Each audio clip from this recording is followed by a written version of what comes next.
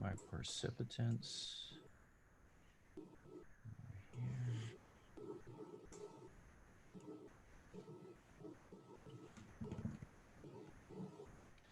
Heck, we should have done some Mentimeter stuff this time around. I could have gone through the magic of the Menti. All right, we're They're, live s- now. they're supposed to be asking the questions, Dave, not you. I got it. I'm on board.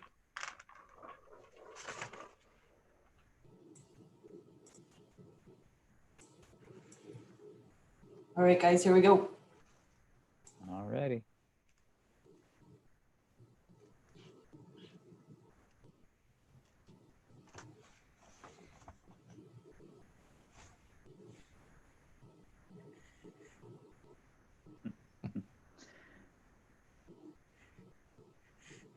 I'm a waver. We can't hug, so I got to wave. Dave, Dave is a hugger. That's good. That's my Let me whole write that. family's that way. So Welcome, everyone. We'll give everybody a minute or so to get all of your audio connected and up and running, and we'll begin about a minute past here.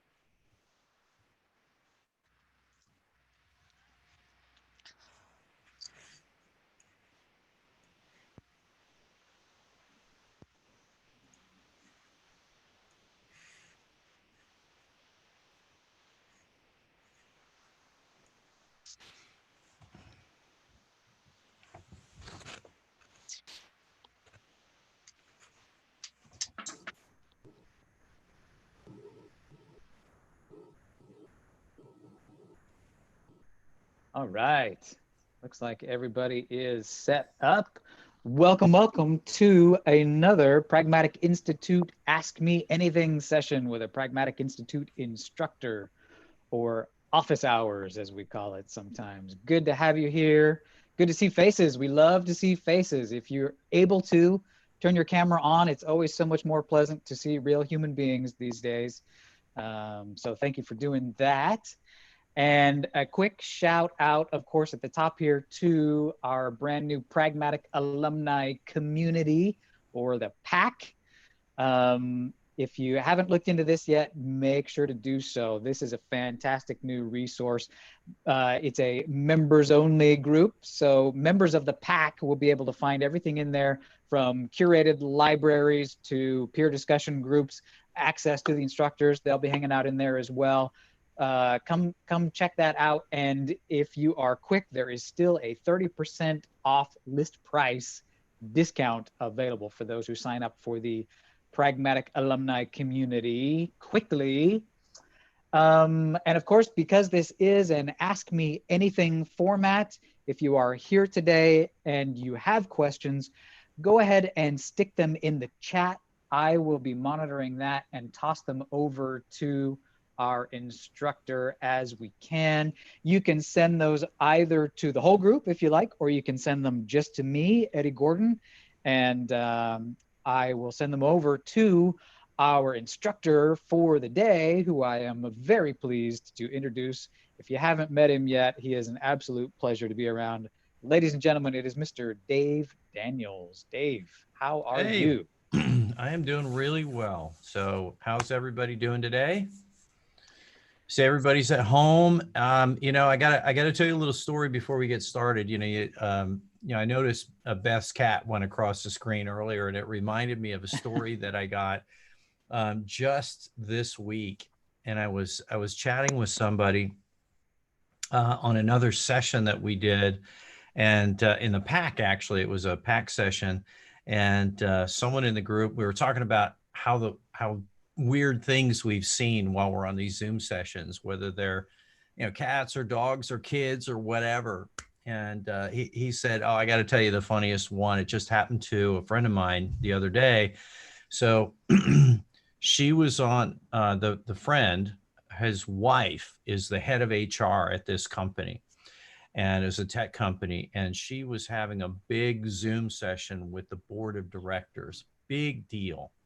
And so their 3-year-old, she turned to her husband and said, "Look, you got to keep him occupied for just 30 minutes. Just 30 minutes. That's all you got to do. Keep him occupied, and everything will be fine. I really appreciate if you could do this for me. So I got it. I got it. Well, he gets distracted. She's in the middle of her session, and the 3-year-old had gone to the bathroom. And he was so proud of himself because, he went potty all by himself. So he goes running into her office, butt naked, across the camera. Mom, I went potty all by myself. And so, so I said, that is definitely the best one I've heard so far. That just happened last week. The lockdown, the great humanizer. That's what it is. It is. Everybody's human. Everybody has kids that go potty. I said, so how did it go over? I said, they were all laughing. It was so relatable. She was mortified, but they thought it was awesome. So, all right. Well, if this is your first time meeting Dave Daniels, he is a storyteller. And so you will be entertained in these next 45 minutes. I can promise you that. But Dave, we've got some doozy of questions coming up here. How do you feel about jumping into this first one? Let's do it. Which is, we got an email from Dolores. I think I may have even seen Dolores on the call already. Dolores, if you are here, and any of you, feel free to unmute and ask any clarifying questions as we're going along. You're welcome to do so. This is a conversation, so feel free to jump in as needed. Dolores asked a question, and I'm gonna condense it a little bit because Dolores needs some advice, and she sent us a big old email, but it goes something like this. I'm new to product management, coming from the IT role.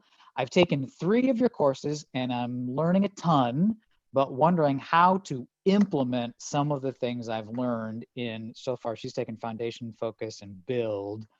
I've noticed nothing from Pragmatic is currently implemented in my company.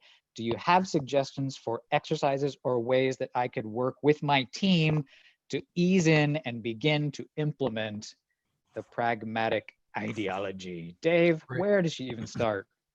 Great question, Dolores. I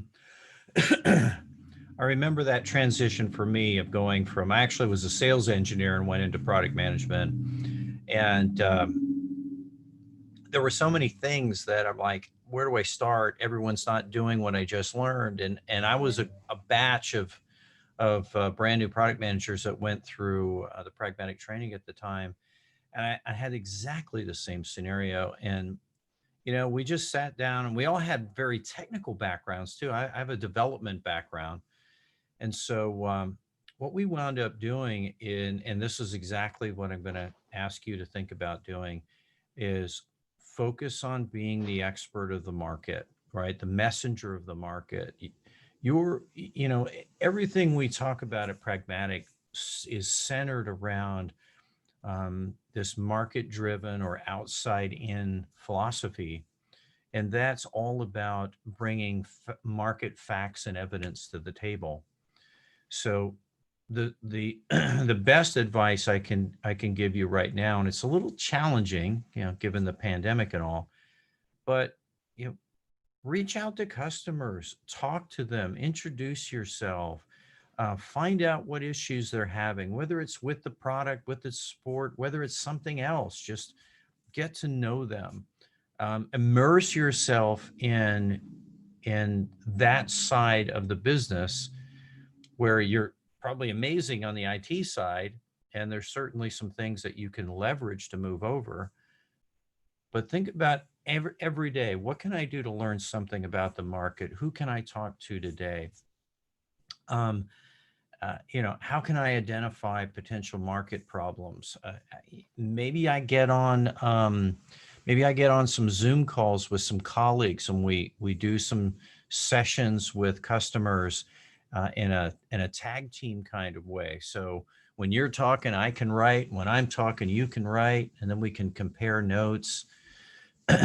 The other thing I want you to think about doing more of as you're on your web sessions and calls is always be asking the question, what problem are we trying to solve?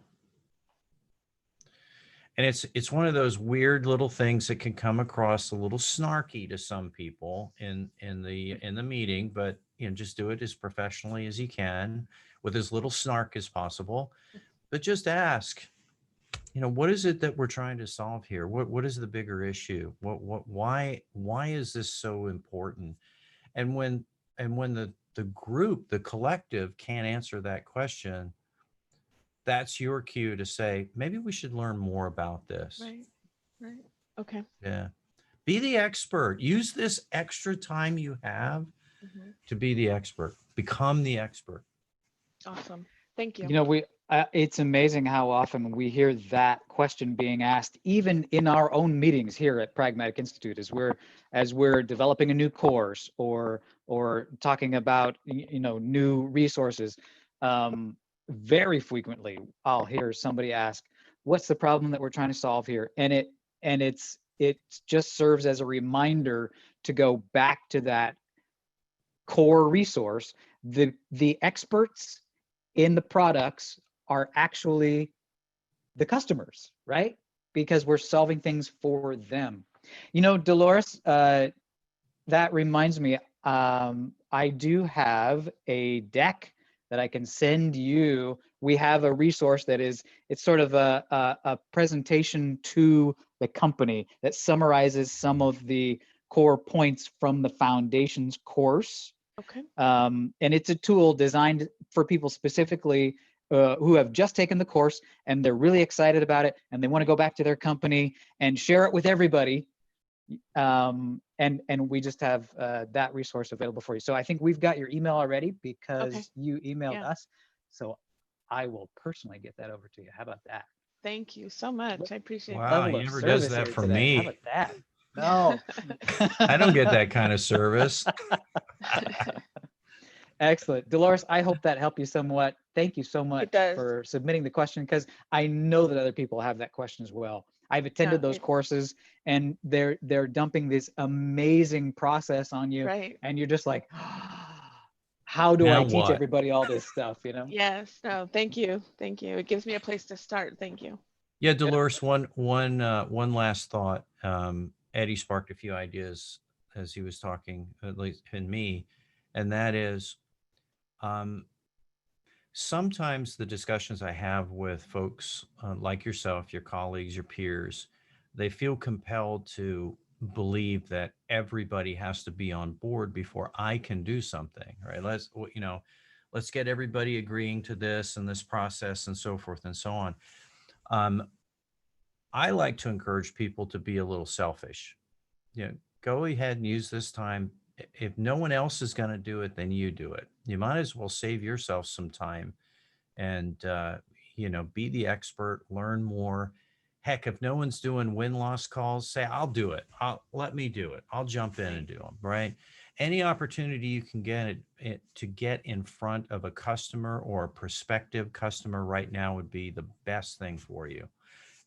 I'd like to sit in on a sales call. Can I sit on a sales call with you? Even if it's virtually. Any opportunity you can get, just be a sponge. Awesome. Thank you. Back to you, Eddie. Thank you for the questions. All right, here's our next one, Dave. This one asks, we have recently identified some strong new potential markets, but I'm a bit intimidated to try and penetrate them in this current climate. I wanted to hear your thoughts. Do we begin testing the waters now or wait until we can really make the splash we'd like when things finally, quote, normalize? Yeah, Man, whenever that is. This isn't the only person with that question these days. We're asking it ourselves, I think. Yeah, everyone's asking this. Okay, so let's look at the realities for all businesses in general first. Let's use that. There are tons of opportunity right now. You're seeing it around you. You're seeing, why is this company being so successful? Because they're at the right place at the right time.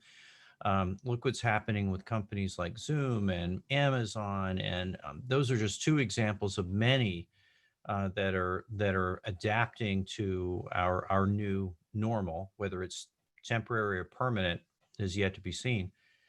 But there are some real realities that companies face. We do, everyone does.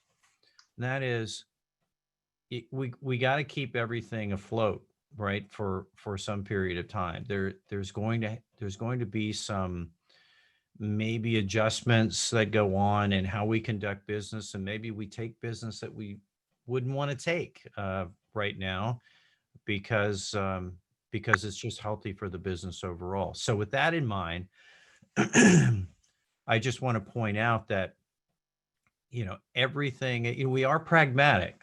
So we're pragmatic means logical and practical, and our current pandemic conditions mean that we might have to be a little bit more practical than we normally would be given the circumstances. But putting that aside, right, why wait? If you've got potential markets, maybe you're not ready to build a solution yet, maybe you're not ready to make the investment to go to market yet, but use the time wisely. Really vet the problem, understand it in great painful detail, understand who gets involved in a buying decision for this type of problem to be solved.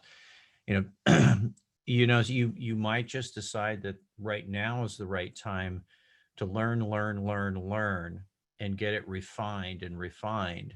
And then when the opportunity is right, then go for it. That's one option. Another option is take the MVP approach, right? Minimal viable product. Learn enough about the problem, understand it, verify it, so vet it, and then produce an initial solution to that problem that's just enough to test the waters. It's a function of risk. So if this is a kind of problem that a solution could incur a lot of risk for your customers or your company, well, it takes a little more planning. But if it's something you can whip up in a couple of months and go out and test it, and then iterate, now would be an amazingly good time to do that.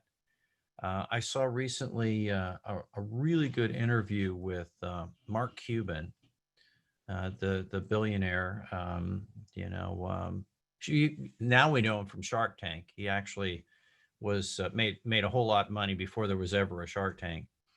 But he said, "Man, now is the best time ever to start a company, to start with our current situation as the basis of normal, because anything that changes out of the pandemic is only going to be easier.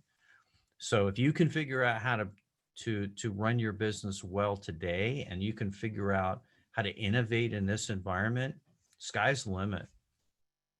Dave, can I play devil's advocate with you for a second? Oh, you can. Isn't there a risk to the success of a product if you choose to launch it at a time when not many people are concerned with the problem that it's solving? Well, yeah, of course.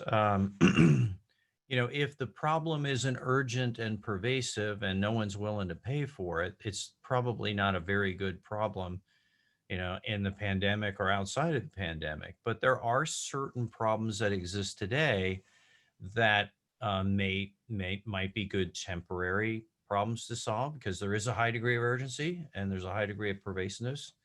But it's really a function of risk. So that's what it boils down to.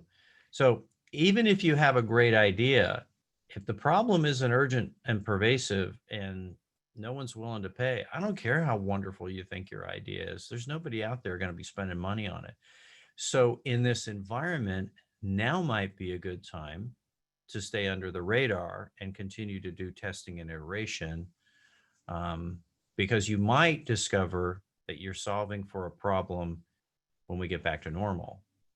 And so no one's going to do it today, but when we get there, boom. Beautiful. Thanks, Dave. It's all All about right. you, Eddie. Always. So it's about you. It's not at all. This is called office hours with an instructor. That's not me. That is not me, and I don't want that job. Thank you. Just a reminder, if you're just joining us, we had a few more names pop up on the screen. Thank you so much. Feel free to submit questions in the chat if you'd like as we go along. We have pre-submitted ones, but we love the real-time ones as well. So go ahead and do that if you have them. I've got another one here. Let's play Stump Dave. It goes like this. I have a product idea and am currently recruiting people and resources to move forward. I need to create a product plan and was curious about the key issues to address when creating a business product plan for the first time. First time business product plan, Dave. Stump the chump. Okay. This was a softball for Dave. I know better. Yeah, well, this is the one that can go in, sideways in 3 or 4 different directions. So let me start with the basics. So if I don't cross my T's and dot my I's, I'm not doing my job. Right. We can start with a great idea. Step 1 is make sure that you vetted the problem that the idea addresses. Think of those as 2 different things. Ideas are awesome. Let's understand what problem is being solved. Let's understand whether people even care about solving that problem. Let's use the time to figure out which population on the planet cares about solving this problem. So think about your target markets, think about your segmentation, think about the attributes you would use to define your market segments, right? And really think about if we were going to go to market, build and go to market right now. I would tell you, if you came to me and you were on my team, this is what I'd want to know. Is this a problem that needs to be solved today in the current business environment? Or are you planning for the current business environment to go back to normal before you can be successful? Because if you're waiting for it to go back to normal to be successful, there is a high degree of uncertainty of when that will ever be. So do we want to invest in something that the market may completely change between now and the time we're done with the solution? The other thing I want to know is, so how much is it going to cost us to build this thing? Roughly, just give me an idea. Are we talking, you know, bread box or bread truck, right? Or bread factory. I just want to get an idea. And then the other thing I want to know is this something that our organization has the capability to actually do? Ideas always work on PowerPoint and Excel. Every single time, they always work. But when we start scratching below the surface and we start thinking about things like, do we have the right sales channel? Do we know who the buyers are, not just the users? Because it's the buyers who have to actually buy stuff for the users to actually use it. If they're going to buy, what's their buying criteria? What do they care about when they make a buying decision? Do we have access to those buyers? Do we have access to those buyers in that market? Is this a completely different model for us? In other words, we've got an organization. It has its own rhythms and cadences and its own capabilities. Are we going to put a square peg into a round hole, or attempt to, and therefore get all kinds of pushback from parts of the organization or our channels? Look at what's going on right now in the battery electric vehicle market. Let's use the show of hands thing. It's in the blue raise your hand or thumbs up, right? Dave's getting high tech. And the reactions is thumbs up. How many of you have a battery electric vehicle? Not a hybrid, but a full plug it in order to drive it around? There isn't a thumbs down in there. Okay. All right. That doesn't Yeah, surprise me. We'll do it the old-fashioned way. Because the estimate is that only 3% of that market's even penetrated, 3% or less. So here's the deal. I'm reading articles about General Motors. I'm going to pick on them right now. General Motors, they've got a pretty decent battery electric vehicle. They came out with it strong. It's called the Bolt. I don't have one, but I know people who do that really love them. They have hardly changed it in 4 years. They still can't do things like over-the-air updates like Tesla can for software. So you have to take your little battery-powered Bolt to your Chevy dealer so they can update the software when everybody else is doing it over the air. They have a huge problem that they have to overcome. And it's a huge problem that every single traditional automotive manufacturer has. The dealers hate the electric cars. Why? Why do they hate them? I'll open it up to the floor. Why do you think they hate them? It's a great idea. I mean, look at all the advantages, right? Anybody have any ideas? Let me give you some ideas. One, why do dealers hate them? They don't require any maintenance whatsoever. They never need a tune-up. They don't change belts. There's no fluids to replace. There are no spark plugs.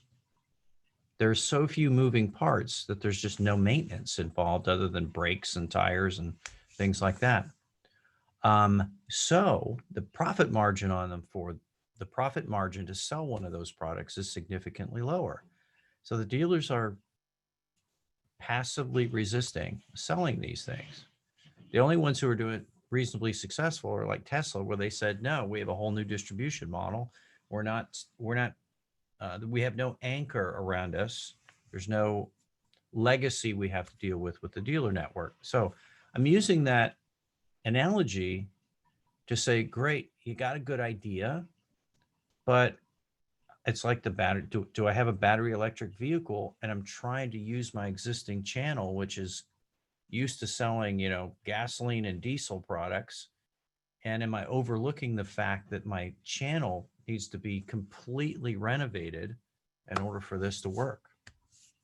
Right? Do we have the distinctive competencies we need in order to make that great idea fly? So think strategically about the bigger things here. It isn't just building it. It's, can we be successful with it? And what does success look like? Beautiful. Back to you, Eddie. Well, we have a submission in the chat. This one comes from Katal, who is asking about if we have a framework or an approach for mapping feature requests to requirements. Does that make sense, Dave? Yeah, the short answer is no, we don't. If you think about, it's great. I love that you use the word framework, though.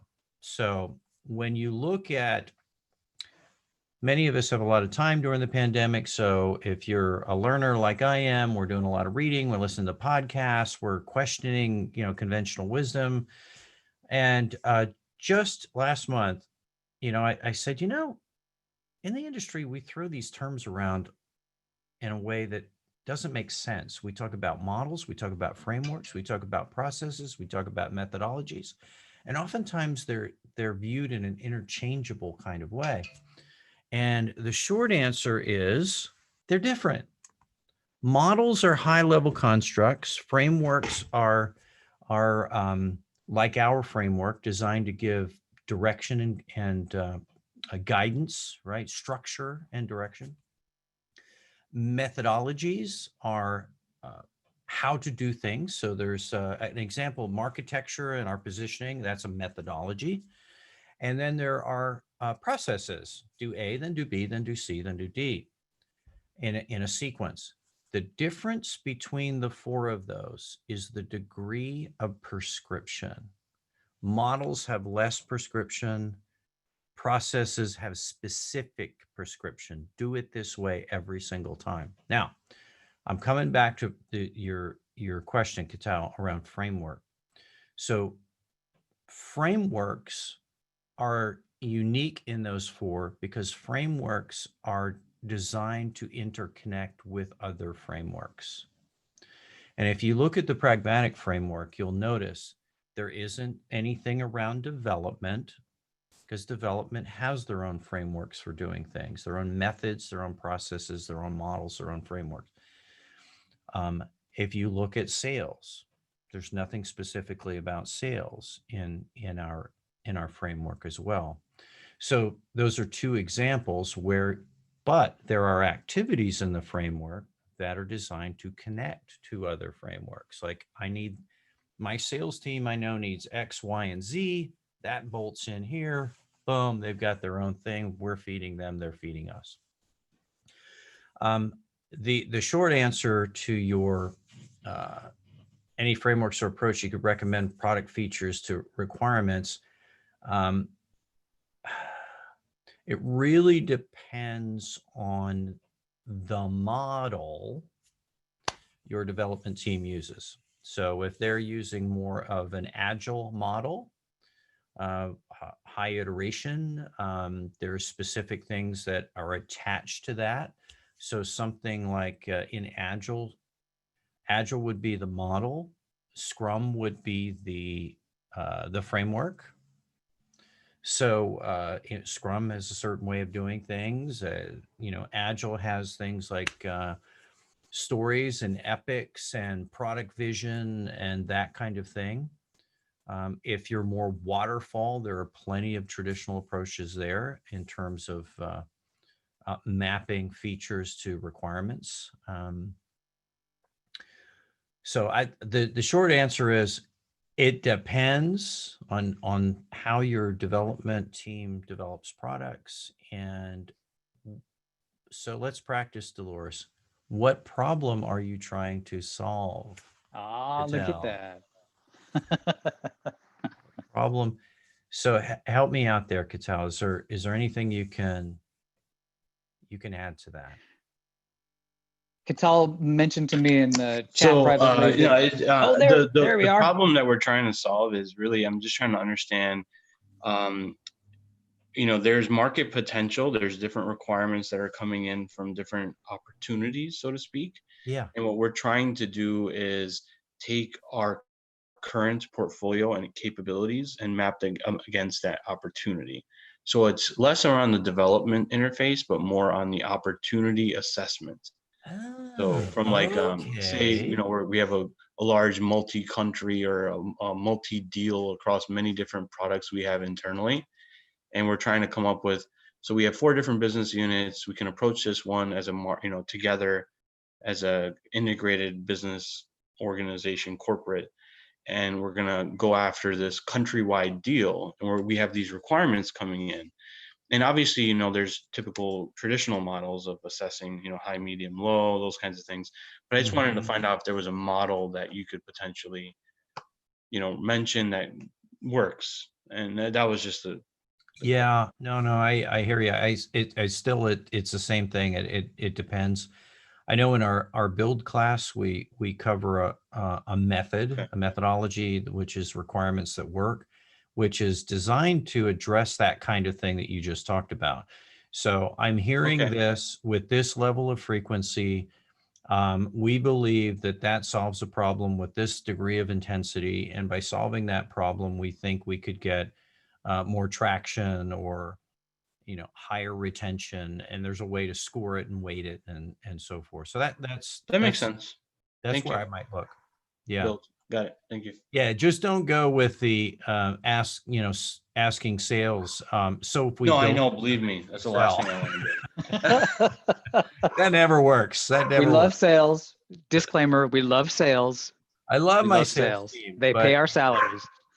how many times have we gone to sales and in frustration going, okay, if I build this, how many will you can sell? And we really don't get a straight answer because it's hard to know. I mean, how would I answer that question? I don't know.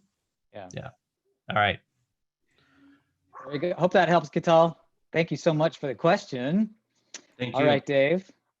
How about this one? We are working hard to push a launch coming in the next few months. It seems, though, that we aren't speaking the same language as our engineers.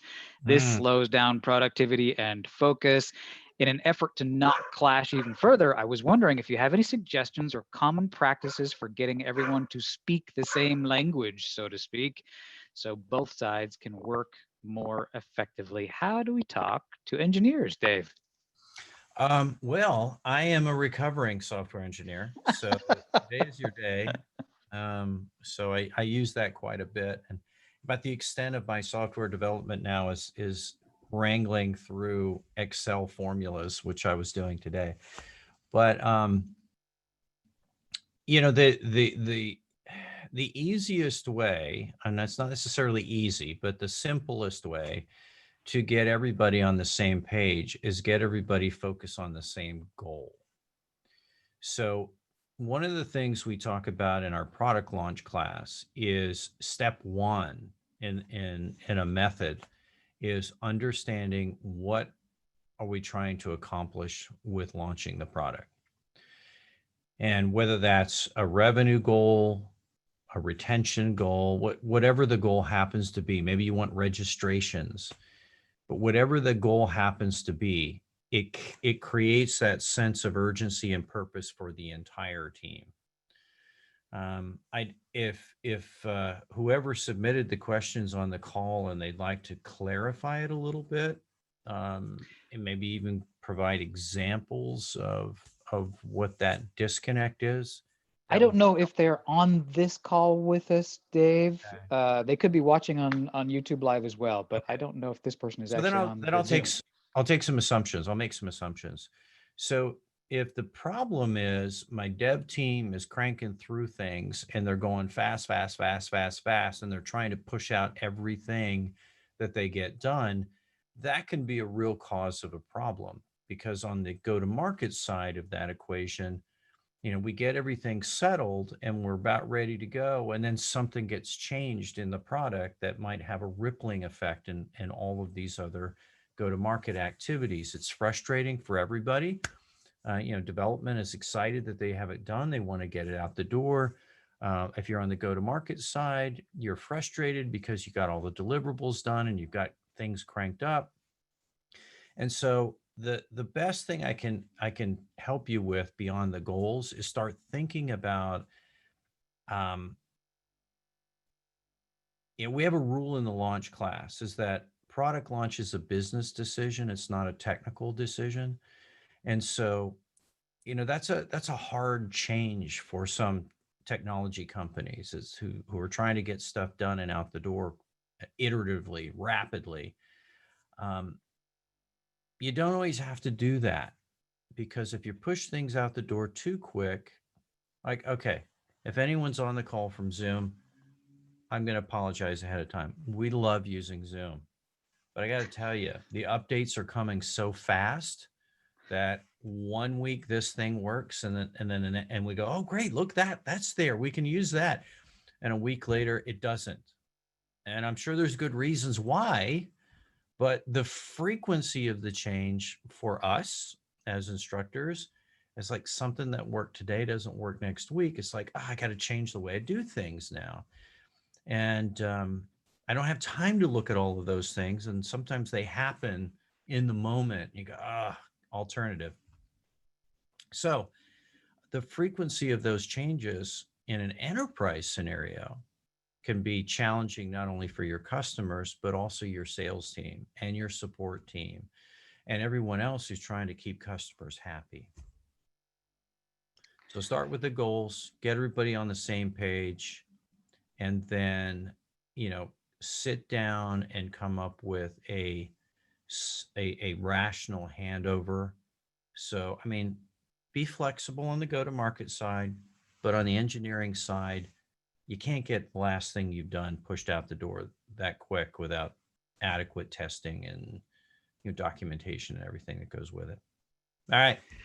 Dave, I'm noticing a pattern in our questions today. Here's another one that deals with requirements and engineers. One of the most pervasive things I see in tech is people thinking that product managers should spend the vast majority of their time engaged with development teams driving out detailed requirements. I find that the results tend to be products that have lots of features, come to market slowly, and don't have strong strategy behind them. How can I convince my tech company to work differently? That's a good one. Okay. I'm assuming that it's a product manager who submitted this question. Sounds like it. And I'm thinking, so from a product management point of view, um, having been in a number of companies, there are different expectations, right? In some companies I've been in, I was expected to be pretty much I won't say a technical expert, but I knew a lot about the product and how it worked. And in other companies, I was expected to be more of a business person. And I mean, I got to tell you, my most successful product, or the most successful product I had to manage, I could barely demo the product. I am comfortable in telling you that because we had people who could demo the product. I could click, but I mean, I could tell a story with it, but I wasn't nearly as good as any of the other team members.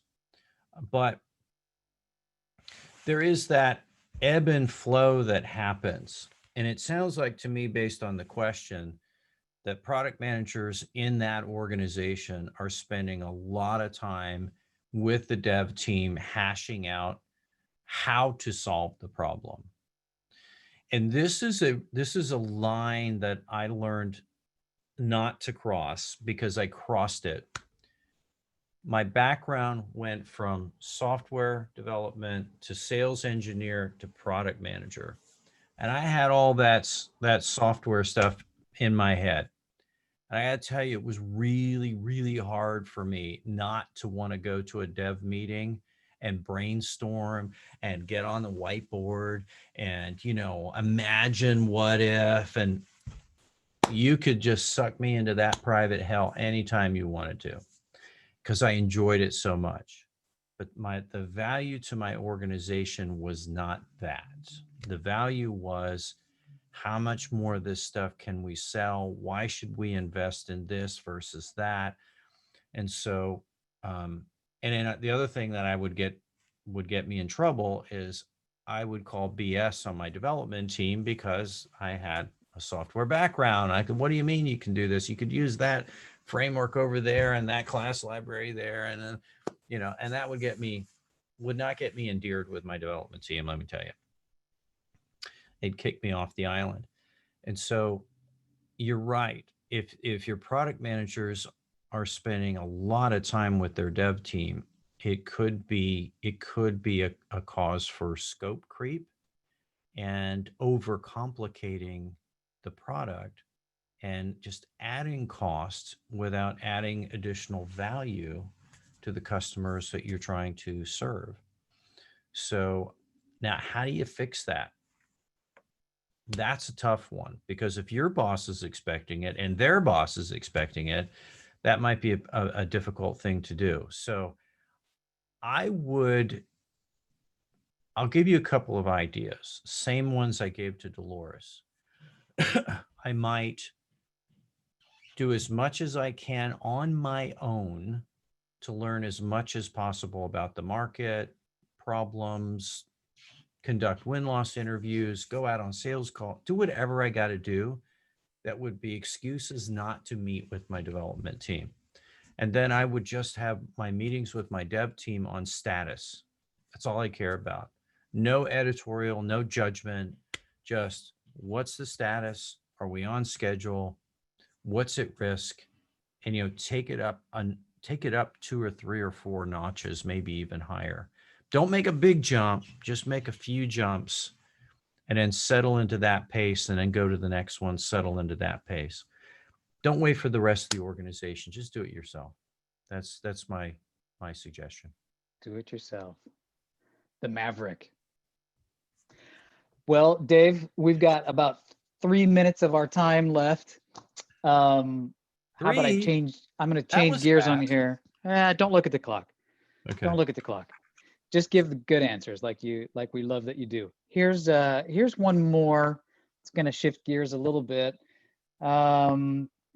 It's applicable to everybody these days. It says, we are seeing a lot of transformation, not only in our current market, but in our current organization as well. What are some ways I can be a leader, even though I am currently mid-level, for both my products and my product teams as we work to get through these major shifts? This is a short one. This is a Yeah. this is a shorter answer. Completely understand what your CEO and your board of directors cares about, what they think is most valuable, and line up everything you do with that. That's the short answer. There you go. It's easy to keep it in your head too. As you're walking down the hallway and you see the CEO coming the other way, you can remember that one and use it. Beautiful. Yep. Great answer. Thanks, Dave. Thank you so much for being welcome. here and loaning us your brain for a short time. We love it. We love having you around as the incredible resource that you are, Dave, and a Oh, pretty well, fun thank you. guy too. Yeah, I'm okay. All right. Well, we can give a plug here to the next in our product chat series. This happens Tuesday, June 30th at 1:30 p.m. Eastern Time. This time, Dr. Kenya Odura will be with us discussing the creation of user narratives and opportunity statements. So be sure to join us for that one. Register for it if you haven't yet. And then, of course, you can join us again for the next in our Ask Me Anything series. Those happen every Friday at 1:30 p.m. Eastern Time to ask some questions of our beloved Pragmatic Institute instructors. So in the meantime, stay safe, stay healthy, and have a fantastic weekend. We will see you next time. Thanks, Dave. All right. Remember, what problem are we trying to solve? Okay. Bye. Got it.